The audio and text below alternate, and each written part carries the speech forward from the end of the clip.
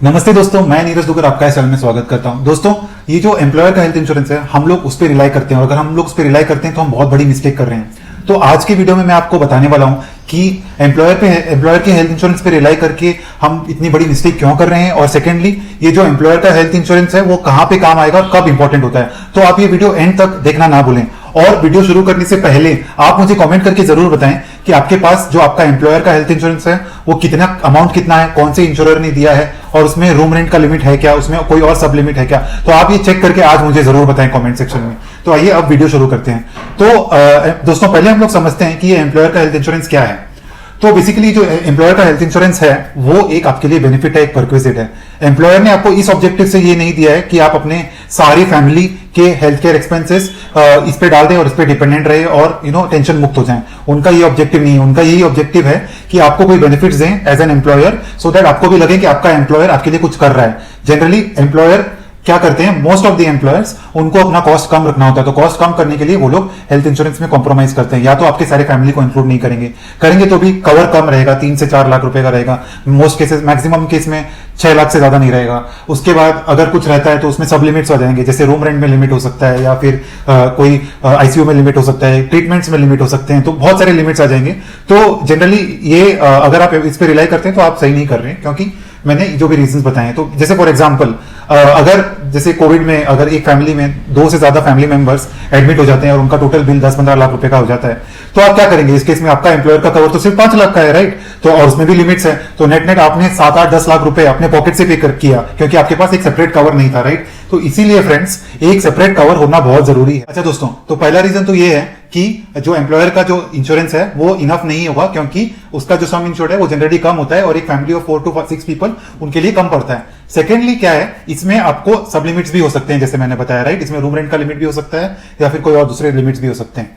Thirdly, और जो most important reason है वो ये है कि अगर आप रिटायर हो गए जिस दिन, या फिर आपने जॉब छोड़ दिया, आपने ब्रेक ले लिया अपने काम में, तो उस दिन आपके पास ये वाला इंश्योरेंस कवर नहीं रहेगा, राइट? क्योंकि आपने जिस दिन जॉब छोड़ा उस दिन आपका end of insurance cover from your employers insurance, right? तो आपको क्या करना है, इसलिए आपको एक अलग इंश्योरेंस लेना है, क्योंकि जिस दिन आपका जॉब खत्म होता है या आपकी रिटायरमेंट हो जाती है, अगर आप उस दिन जाके खरीदेंगे तो बहुत सारे प्रॉब्लम्स आएंगे। पहले तो ओल्ड एज के वजह से आपको इंश्योरेंस कवर नहीं मिल सकता है, क्योंकि आपको अगर कोई प्री एग्जिस्टिंग कंडीशंस है तो वो कंडीशंस की वजह से या तो आपका प्रीमियम बहुत बढ़ जाएगा, या फिर इंश्योरर क्या बोलेगा, उसको आप परमानेंटली एक्सक्लूड कर दो। एक्सक्लूड नहीं करेगा तो उसमें वेटिंग पीरियड लगा देगा। तो बहुत सारे इश्यूज आ सकते हैं, राइट? तो इसीलिए ये लेना जरूरी है और इंपॉर्टेंट है, सो दैट अगर आप आज खरीद लेंगे इसको तो फ्यूचर में अगर आपको कुछ भी डिजीजेस होते हैं या कोई भी कंडीशंस आती है, everything will be covered. Premiums definitely increase होंगे, बट वो एक खर्चा है, आपका एक कॉस्ट है जो आपको डेफिनेटली अपने फाइनेंसेस में, अपने बजट में फैक्टर करना चाहिए और इसको जरूर अलग से लेना चाहिए।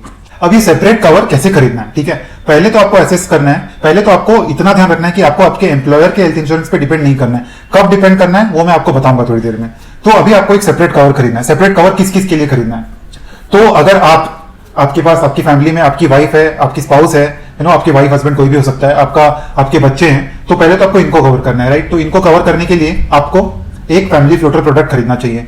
ये जो प्रोडक्ट है आप कितने भी कवर का खरीद सकते हैं, 10 लाख से लेके 50 लाख तक का। इसमें आप बेस प्लस सुपर टॉपअप का कॉम्बिनेशन यूज कर सकते हैं। एक एक करके मैं आपको बताता हूं कि ये क्या है, बट आपको इतना मेक श्योर करना है कि ये जो प्रोडक्ट आप खरीद रहे हैं उसमें आपको कोई रूम रेंट लिमिट नहीं है, कोई आईसीयू का लिमिट नहीं है, और कोई दूसरे सब लिमिट्स नहीं है।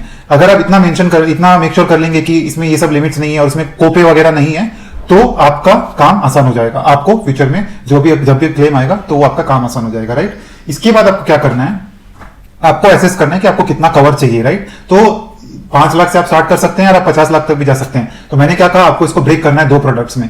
पहले तो आप अपना बजट बना लें कि आपका इतना बजट है हेल्थ इंश्योरेंस में खर्चा करने का, राइट? उसके बाद आप इसको ब्रेक करें। या तो आप 5 लाख का बेस कवर खरीद सकते हैं या 10 लाख का कर सकते हैं। तो सुपर टॉपअप क्या है पहले वो समझते हैं, राइट? सुपर टॉपअप ऐसा प्रोडक्ट हो गया जो आपको 50 लाख से लेके 1 करोड़ तक का कवर देगा।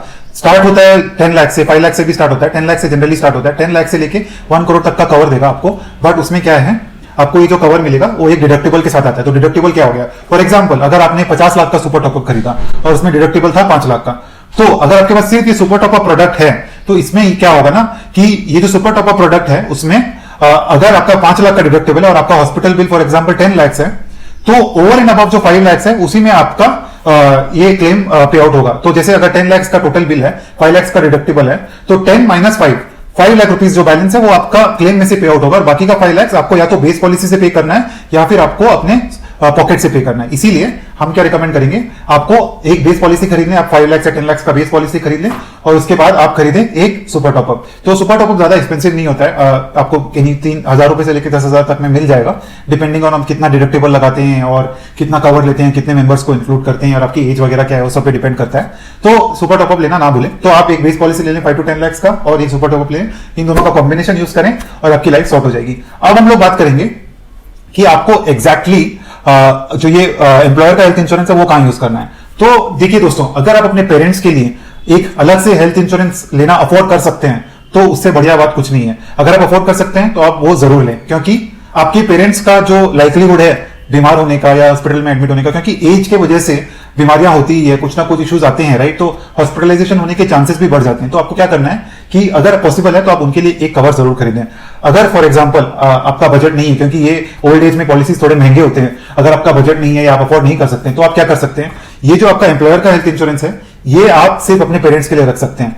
बहुत सारे केसेस में एम्प्लॉयर अपने पेरेंट्स को कवर नहीं करता है, तो वहां पे आप बात कर सकते हैं कि आप थोड़ा और प्रीमियम वहां पे दे दें और अपने पेरेंट्स को कवर करवा लें, तो वो अच्छा होगा। और बहुत सारे केसेस में employers are cover free of cost, right. तो उसमें आपको जितना भी मिलता है आप वो अपने पेरेंट्स को कवर कर लें, और आपको बढ़ाना है तो आप वहां पे बढ़वा भी सकते हैं, क्योंकि आपको थोड़ा सा नॉमिनल कॉस्ट में, नॉमिनल तो नहीं है, मतलब एटलीस्ट 10 से 25-30 हजार तक रहेगा, depending on age of your parents and कोई प्री एग्जिस्टिंग कंडीशन वगैरह है, उस सब पे डिपेंड करेगा।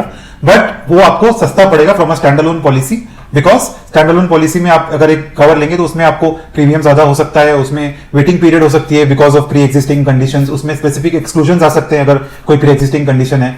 बट अगर आप अफोर्ड कर सकते हैं तो आप ये स्टैंड अलोन पॉलिसी जरूर खरीदें, इसमें कोई दो राय नहीं है। बट अगर आप नहीं अफोर्ड कर सकते तब आप ये अपना कॉर्पोरेट पॉलिसी यूज करने का सोचें। तो दोस्तों, आप मुझे बताएं कि आपको ये वीडियो सही लगा या नहीं लगा, और आपको इसमें से क्या समझ में नहीं है। अगर आपको कोई क्वेश्चन है तो आप मुझे कमेंट करके जरूर पूछें, मैं आपको अच्छे से आंसर दूंगा इसका। Thank you for watching friends, please do not forget to like, subscribe, comment and share. Thank you.